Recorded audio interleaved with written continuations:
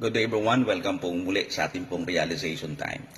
1 Kings chapter 19 verse number 4 says, And he requested for himself that he might die, and said, It is enough now, Lord, take away my life, for I am not better than my fathers. Hindi ko alam, mga minamahal, kung dumating ka na sa puntong ganito, na dahil sa frustration, problema, pressure ng buhay, ay pinili mo nang itigil o huwag ipagpatuloy ang buhay. Alam niyo po, nais ko lang pong bigyan kita ng realization ngayong umaga that your life is one of the best gift that comes from God. Isa po yan sa pinakamagandang regalo na mula sa Diyos. So palagi ko rin sinasabi that your failure today is not your final tomorrow. Your wrong decision is not your final destination.